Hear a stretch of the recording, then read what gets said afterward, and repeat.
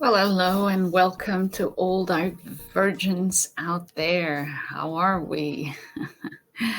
So let's see what I have to bring today to figure it out, this amazing illusion that we are living in. But before I bring some nuggets into the equation, let's kick in the intro, shall we?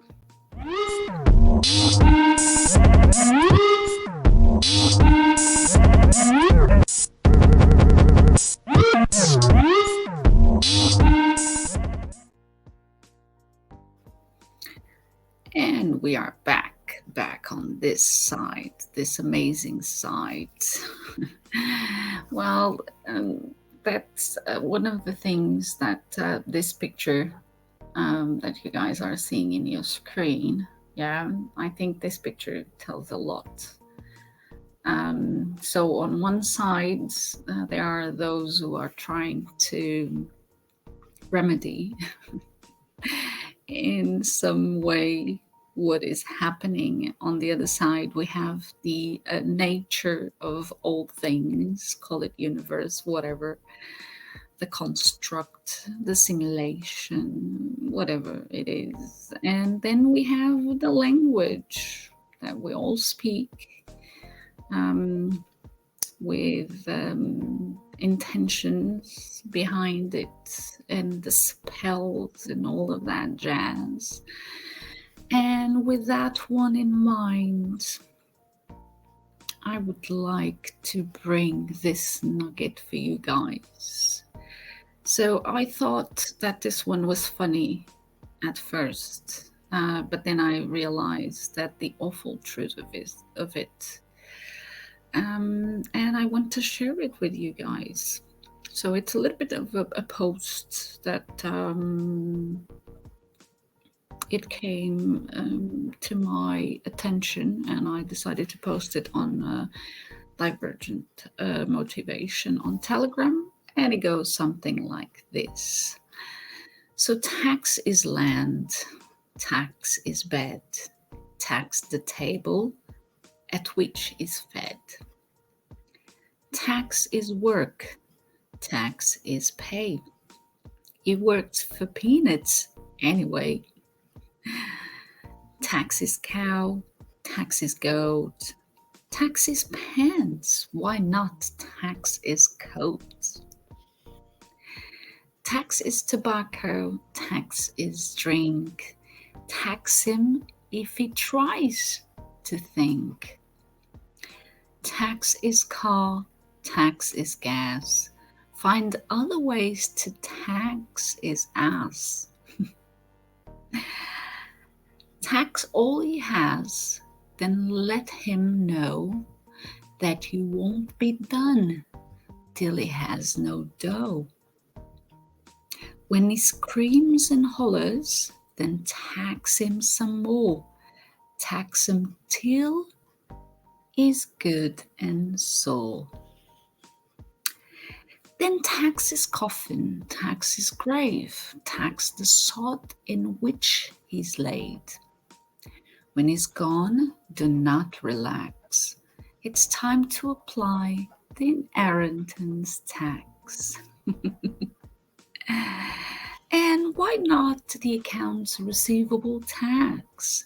Airline surcharges tax, airline fuel tax, airport maintenance tax, building permit tax, cigarette tax, cooking tax, corporate income tax, the good and old goods and service tax, the debt tax, driving permit tax, environment tax, excise tax, the good old income tax, fishing license tax, food licensing tax, petrol tax, too much per liter, gross receipts tax, health tax, eating tax, inheritance tax, interest tax, lightning tax. I am getting I am getting crazy over here. The entrance tax, the liquor tax, the luxury taxes, the marriage license tax, the Medicare tax, the mortgage tax, the pension tax, the personal income tax, property tax, poverty tax, prescription drug tax. And let's go to the real estate tax, the recreational vehicle tax, the retail sales tax, the service charge tax. Oh, and the good old school tax, the telephone tax, the value added tax, the vehicle license registration tax, the vehicle sales tax, the water tax, the workers' compensation tax, tax VAT on tax. And now they want the blooming carbon tax.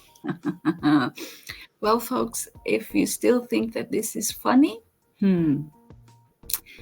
not one of these taxes existed 100 years ago. And our nation and other nations was one of the most prosperous in the world.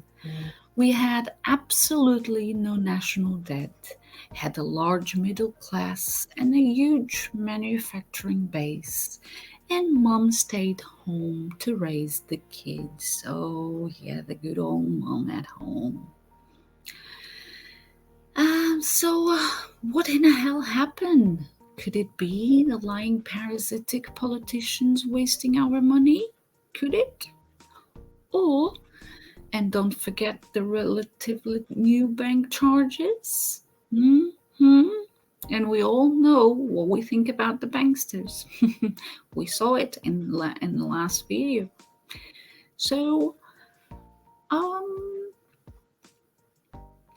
you can do something about it. Yes, of course you can. There is always something we can do about it, right? Is it? Hmm? Hmm. Let's see what this image is telling us. Yes. If you could go ahead and stop asking the government to solve all your problems and realize government is the problem, yeah, that would be great, wouldn't it? Hmm. Yes, it would. Of course, it would.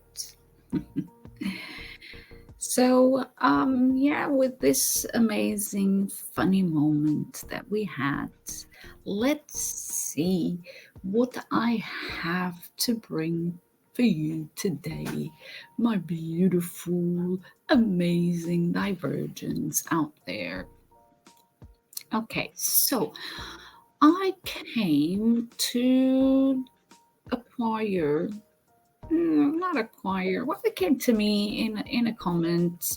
Someone, I can't remember who it was, that posted this for me to have a read through it, and I find it really yeah, it was a good read. I'm not going to say it wasn't. It really is a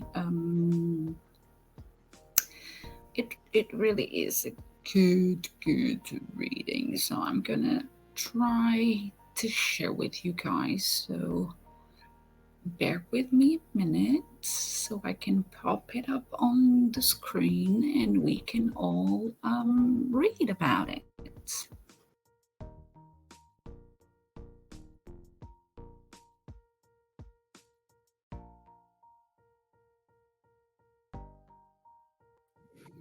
So let's see here. Let's stop this one and let's bring the one that we want to share. Here we have it. Good. Good old income tax. I hope you guys are seeing it in your screen. And let's have a look what we have here. So, is this the end of income tax? Okay, so New Zealand and Australia are facing what could escalate into their biggest constitutional crisis ever, an income tax revolt by ordinary taxpayers. Oh my God, are they revolting the taxpayers? This language is so amazing. To be honest, I don't know who sent me. Well, I can't say if this is happening or not. I just found it very, I found it very funny in a way to go and read this. Um, So that's why I brought it to your attention as well. So let's see. And then I will come back to this ordinary taxpayers with the potential to bring down the current system of government. Wow, how can we do that? Is there a thing to bring down the current system of government? Already 2,000 New Zealanders and a similar number of Australians are understood to have joined the movement. Oh my God, this is a movement. I had no idea. And organizers are expecting thousands more as news of their activities spread. Ian Wishart continues his special investigation. Okay, let's go. Let's have a look. So, the New Zealand tax inspector shook his head and blinked at the American grinning at him across the table. What do you mean it's chickens? He sputtered. What the hell have chickens got to do with it? The American just smiled. Well, you know, uh, well, you show me in New Zealand Income Tax Act where it says that chickens are not a legal form of income. And seeing as my client didn't earn any chickens last year, it doesn't owe you any tax. Oh, it's funny. It's an amusing diversion, and tax litigator Eddie Kahn pronunciated Kane. Okay, Kane, very interesting observation here. Kane has used it on a number of occasions with tax officials around the world. It's the same in the US, he explains later, because they don't legally define income there either. What's really funny about it is the agent will look at you in a state of shock, saying, "No, it's not chickens."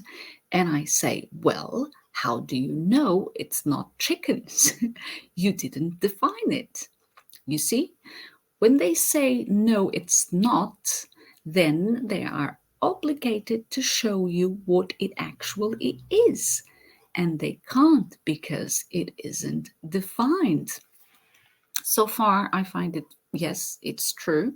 Yes, you can trap them on this one.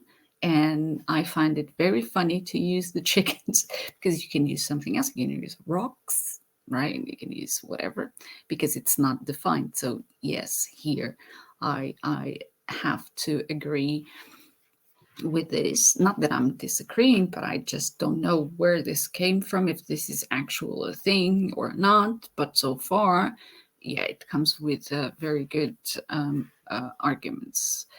It's an approach the New Zealand and Australian tax offices have never seen before. A drag him out, knock him down fist fight, with revenue authorities forcing them to prove that ordinary citizens are covered by existing tax legislation. Well, now we have the ordinary citizens, another very interesting word. But okay, yeah, I can see. While it might sound Alice in Wonderland or Don Quixote in nature, I say Don Quixote because I speak Portuguese, so it's Don Quixote in nature.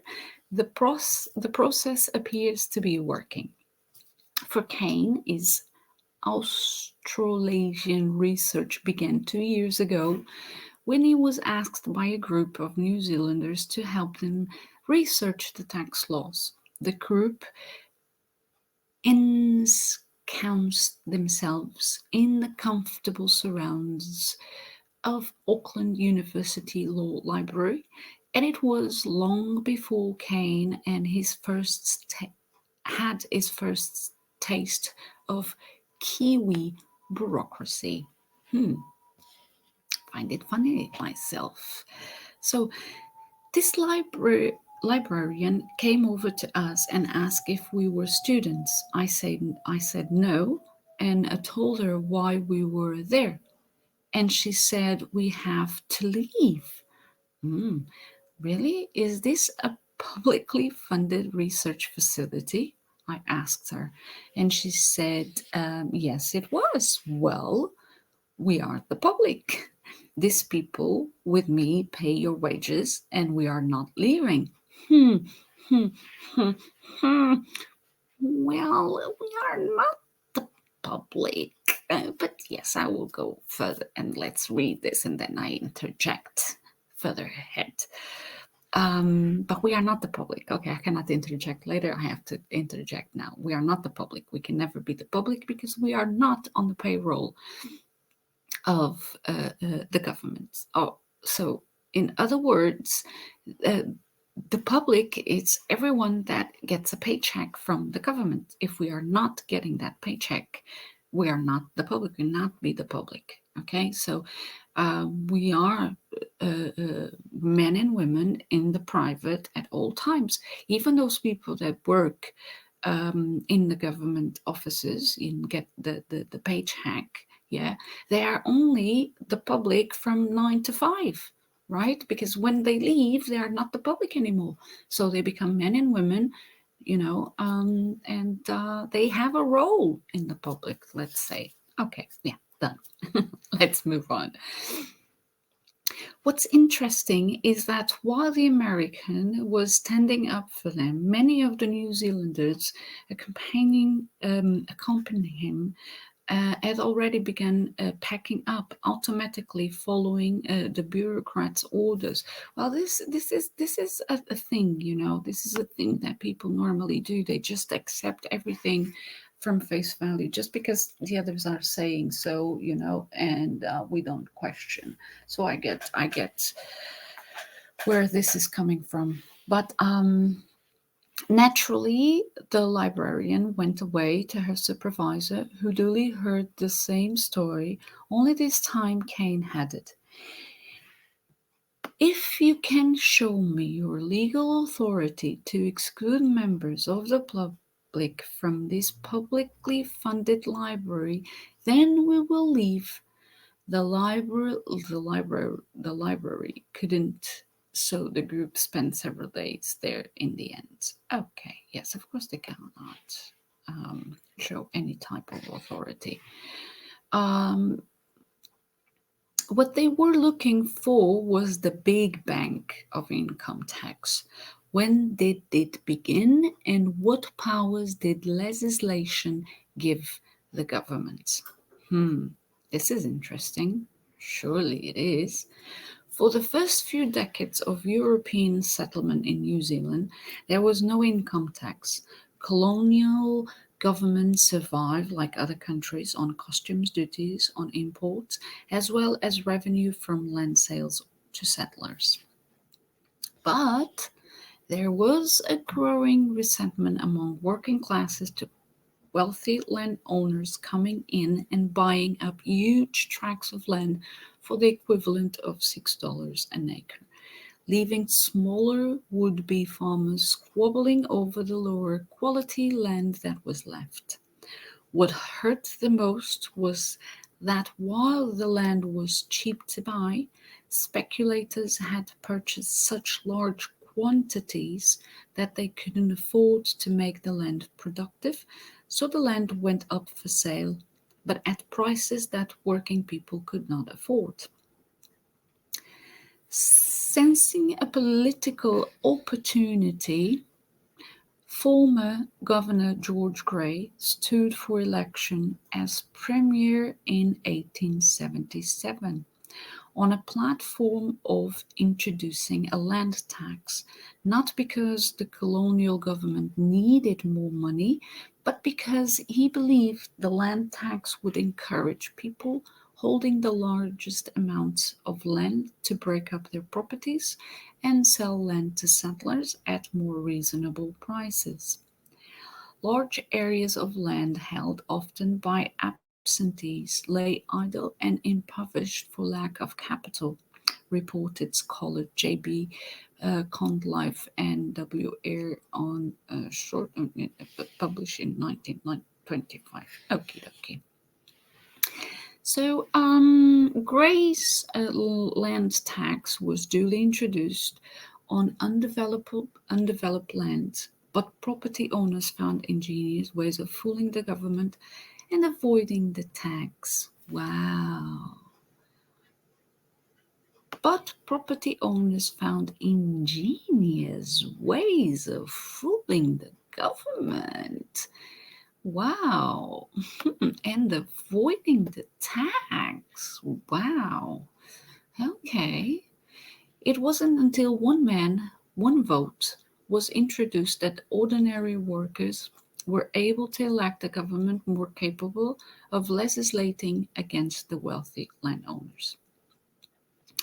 So in 1891, I love those dates. Those dates tell me so much, but I will leave that to another series on numbers and dates. So in 1891, Premier John Ballance passed New Zealand's first ever income tax, incorporated in the new land and income tax of that year, and directed primarily at land values and corporate activity.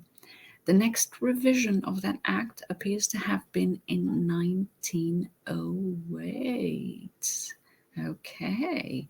And Eddie Kane interprets the 1908 Act as implying the tax is voluntary. Yeah, we have that word in Portugal as well.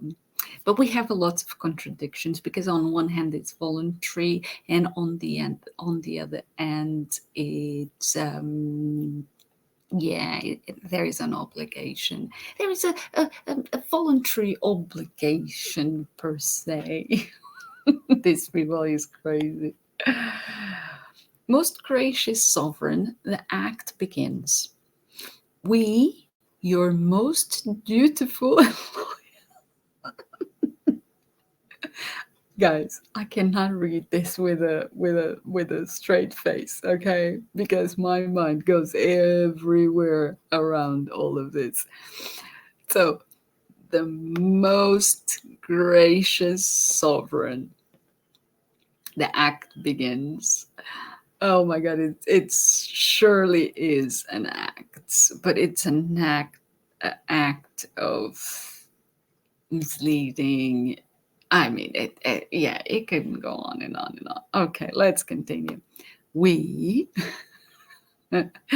your most dutiful and loyal subjects, the House of Representatives in New Zealand in Parliament assembled toward raising the necessary supplies to defray your majesty's public expenses and making an addition to the public revenue, have freely and voluntarily resolved to give and grant unto your majesty the several duties hereinafter mentioned, and do therefore most humbly beseech your majesty that it may be enacted. Oh my God, this doesn't even look like Shakespeare kind of play. No, this is wicked, way wicked than that. So at this point in time, in 1908, New Zealand obviously has the rudiments of land and income tax, freely and voluntary, gifted to the mascot, King Edward VII. The rate of tax was 1 penny in the pound for land value and 6 pence in the pound for income, about 3 cents in the dollar. By getting the citizens to voluntarily agree, well, this word here, by, creates a dependency. So by getting the citizens to voluntary, by deceive, would it be? By misleading, would it be? Yeah, we have to go and see if that's the real equation here to be made. Agree to provide 3 cents in every dollar to pay for government services. The government gained a foot in their door. Naturally, having been given an inch, they took a mile, and taxes in New Zealand rose as high as 98 cents in the dollar under the Malden government's penal rates in years to follow. Is it possible that New Zealanders can legally opt out of the tax system using the same freedoms available to American citizens? Kane and New Zealander Andrew Carterson believe they can. To that end, Carterson wrote a letter under the Official Information Act to the Inland Revenue Department in early 1998, asking them to define what income is. The disturbing result was written proof that our IRD doesn't know exactly what income is or isn't willing to say. I would go for the last. There is no definition of income in the current Income Tax Act. The IRD's National Policy Manager, Margaret Cotton, wrote back. The reason appears to be that successive governments since 1908 have been anxious to cast their tax net as widely as possible, opting for deliberate ambiguity in defining key terms in the tax legislation. When you will fill out your tax return, it tells you to list your income, explains Carterson. Well, what's income? They won't tell you what income is.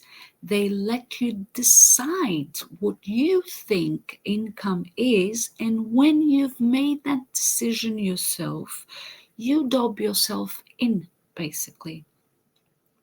By filing a tax return, it says, you are voluntarily telling the IRD you accept their jurisdiction over you. There is no longer a technical question as to whether you are a taxpayer. All that remains to be determined is how much. You have entered a contract with the government. Well, I wouldn't say you have entered a contract with the government, because there are a few things, a few elements missing, and a deemed contract is not a contract, I'm afraid. So every act of parliament carries an interpretation section that spells out the meanings of key words and terms in the act. In the Revenue Acts, most definitions are prefaced by the word means. However, certain crucial words are not given an exact meaning. Take the definition of person. Yes, let's go and have a look. So a person includes or emphasizes a company and a local or public authority, and also includes an incorporated body of persons. At no point does the Income Tax Act specify that the term person includes a natural person, which is legal terminology for an actual living and breathing person. Nor does the Act even define natural person, although it does define natural gas. This is despite the fact that the phrase natural person is specifically referred to in the Income Tax Act under the definition foreigner entity. It would have been extremely easy for the drafters of the New Zealand's tax law to simplify and say person means a natural person and also includes a company, etc. Why wasn't it done that way? Why doesn't the definition of person in the Income Tax Act specifically include natural persons? And does this mean that ordinary members of the public can legally stop paying tax on the grounds that the legislation is unclear and therefore void? Well, I would go a little bit further on that, as we've seen on the previous video, where we, the men and women, in our legal embodiment, have we didn't agree to any legislation, act, or statutes. So the argument would be more successful if we go through that route instead of the person and the citizen and all of that. Because even if that would be the case, even for that, our legal embodiment never, ever, ever, ever agreed or given his consent. So yeah, I would prefer to go that way instead of, yeah, defining the word person. And to this point I get to the conclusion that this people, well, the drafters, they draft what was already in existence. So I see this as like a copycat kind of thing. Like the United States, they praise their constitution, but their constitution was drafted on the eyes of the Portuguese constitution, you see. So it's copycats all over the place, and then they amend it to suit their needs, basically. But there is nothing new under the sun, guys. So yeah, they didn't bring this out of the blue. They just copy one another and then try to make it stick to each one of us. But voluntary, okay? Let's not forget that. It's all voluntary. Who is the fool? The fool follows the fool. So, curiously and probably not coincidentally, nor the tax codes of Canada or Australia use the word means to define a person. Both countries use includes. Neither do those countries define a person as specifically including a natural person. An innocent oversight by one legal act in the Crown Law Office in Wellington while drafting legislation could be explained as a simple mistake.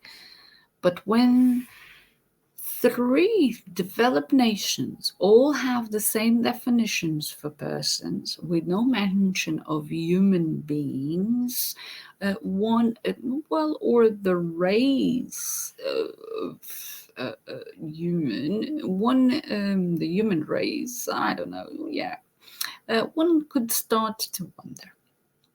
Surely, argue tax researchers, if those governments had the power to compel all humans to pay tax on their income, in the publicly understood sense of the word, then they would have plainly outlined this in the statutes.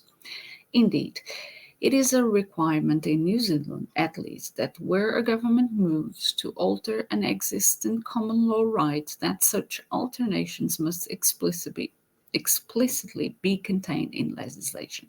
If the government intended to remove a natural person's right to contract out their labor for a sum of money, surely it would be explicitly spelled out in the income tax. Contrast the vague definition of person with the very precise definition of natural gas in the New Zealand Income Tax Act. Natural gas means, again, it means that we tell you what it means, right? We don't want any confusion. Just with a person, okay? But let's not confuse the natural gas. Means the gaseous mixtures of petroleum in a stabilized form which remain after the separation of crude oil or condensate from the well stream in the production facilities and which have not been subjected to further processing. Nice to know that IRD can be so exact about what natural gas is and yet fail to include natural persons in the definition of who is liable for tax, nor does the Act's Interpretation Act, which tells courts how to interpret legislation, shed any light on the person issue.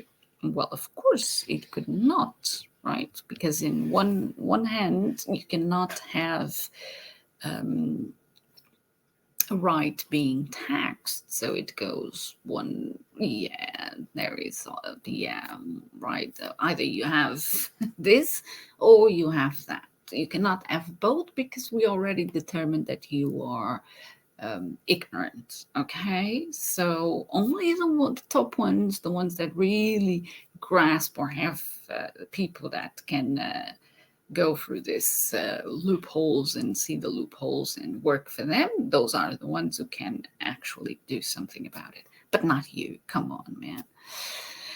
Just as the US Internal Revenue Service managed to fool 100 million Americans into paying tax by playing legal word games with them, Kane argues that the NZIRD's inability to define income or person is a deliberate act aimed at undermining New Zealanders' common law rights not to pay tax on ordinary employment earnings by having people into the tax system under color of law. By using the word includes rather than the word means, they don't define it at all. When you press them on the issue, does this include anything else other than what was specifically listed? They can't show you that there is anything else. What we've got is that the IRD has been no more successful in answering our questions than the IRS has, which are: what tax am I liable for? What form am I required to fill on? They can answer the questions. You know, in America, I have over 2,000 clients at ARLS, and they've never been able to answer the questions one time for any of the clients. What it really boils down to, if you go look at the original Act 1908, it's not even a tax, it's a contribution by companies to pay the public expenses of His Majesty. That's all it was for. It was a freely and voluntary given. That's not a tax, that's a contribution. Okay, and yeah, this is a very important thing to make notice. A contribution is one thing and a tax and imposition is another. But if it's voluntary, okay, let's have a look at that one. On the battleground of legal technicalities, one of Kane's weapons of choice against the NZRD is what he claims is the department's failure to officially gazette the requirement for taxpayers to file tax returns. If they are required to file a form at all, it must be published in the Gazette. There must be a volume date and a page number that this public obligation exists, and the public has to have public notice of it. It's never been published, so obviously there's no requirement. If somebody doesn't file a form, they'll get a letter saying, "Why didn't you file it?" And the answer is, "I didn't know there was an obligation to file. If there is, it must be published in the Gazette. Please give me the volume date and page number, and I will be happy to do it." In an OAI request, Karsten asks the IRD to provide a list of all their tax forms, and the IR3 and the IR5 tax return files were not on that list. But it's the practical, not the theory, that will determine whether Kane and his American legal advisors can cause the IRD lasting damage. They are already claiming victory with the New Zealand taxpayer Janet Harper on Tauranga. On April 6, 1988, the IRD wrote to Harper telling her she owed the New Zealand government to 286.13 in unpaid tax. She wrote back under the Privacy Act of 1993, demanding to know what particular tax am I, Janet Elizabeth Harper, a human being? I would say living, breathing woman, not use the term human being, but okay. Liable for, and what particular form am I required to file for that tax? Please send to the requester copies of documents that evidence the liability, if any, as a human being, and also the evidence that links this liability to the particular form required to be filled out. I am a law-abiding citizen and as such only require the specific facts as requested. I specifically request no opinions be given. So the IRD's Glen Ayres in the Tauranga office replied, uh, I like this one because this is so cool. As a person who is a New Zealand resident, you are liable to income tax on all your income. In this instance, wages, interest, and rent. Person is defined in Section OB1 of the Income Tax Act. I am aware that it is your understanding this definition includes just a company and the local or public authority, and also includes an unincorporated body of persons, but with respect, the definition also includes the word person. Person has the natural and ordinary meaning of the word. The bombardment on the IRD continued, however. It is a cardinal rule of statutory interpretation that the word cannot be used to define itself, wrote Harper on advice. That is to say, you cannot use the term person to define the word person. I'm sorry, but with respect, this makes no sense. This is also in direct contrast to the written response from Margaret E. Cotton, National Advisor Operations Policy on behalf of the Commissioner of Inland Revenue. Janet Harper was roasting the IRD on its own spit, using a legal opinion she'd obtained from the IRD ad office under the official Information Act. In it, Cotton repeated the definition of person contained in the Act, then added, "There is no other legislative reference which alters that definition."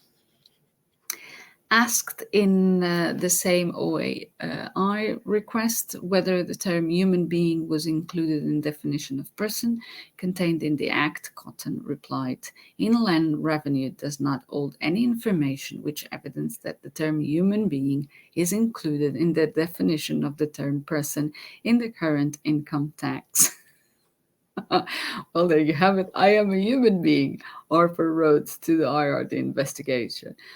investigator. However, for the specific purpose of the Income Tax Act of 1994, I do not fall within the definition of the term person. There were some further shots fired, but that's the essence of it. Ultimately, Harper did not file a tax return this year and instead wrote in it to say she did not believe she had earned any income as defined by the Act and therefore was not required to file a tax return.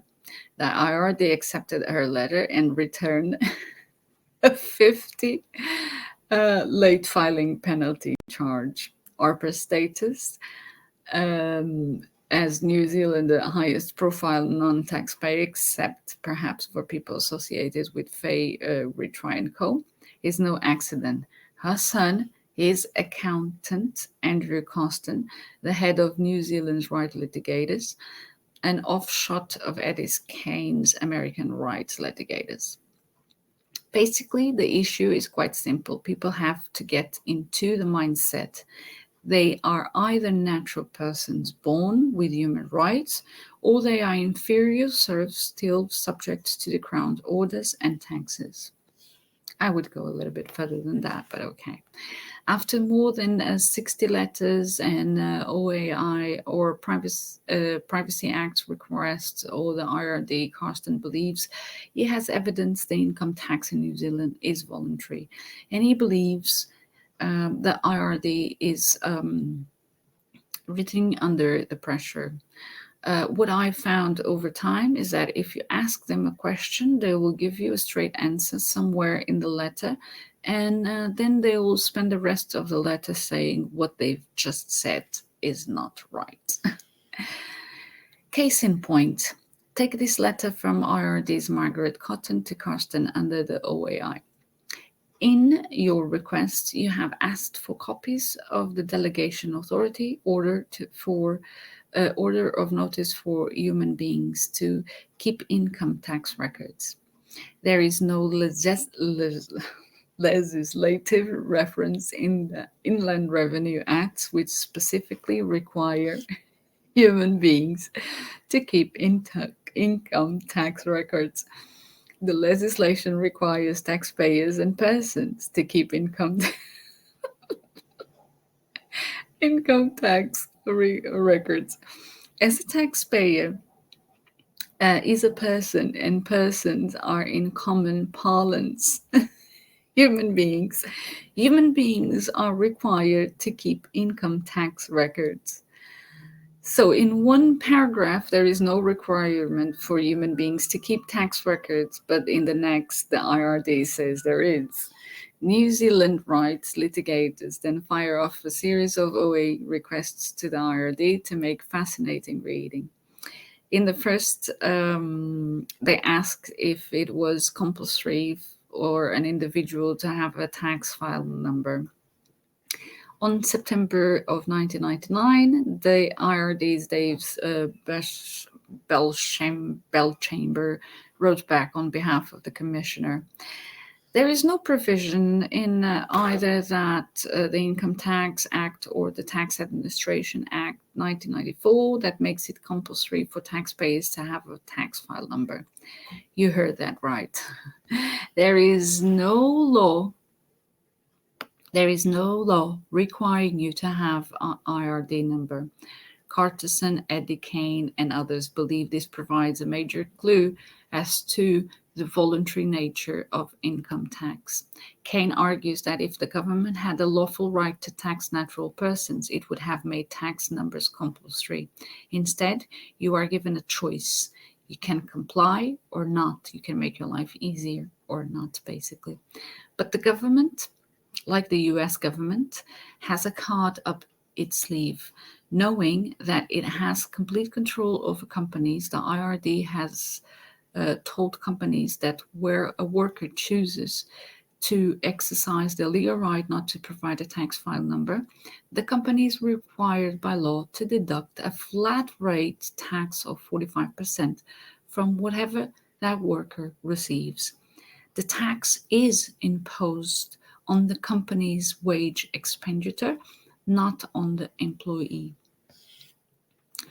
Those who voluntarily accept the IRD number will face tax deductions as low as 19.5% as a reward.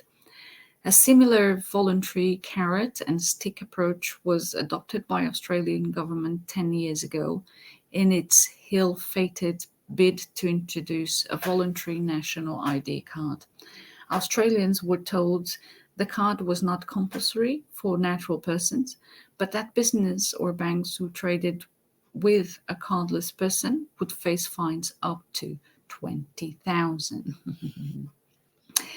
With a controversial new New Zealand driver license, applicants were asked to sign consent forms allowing the government to use their information.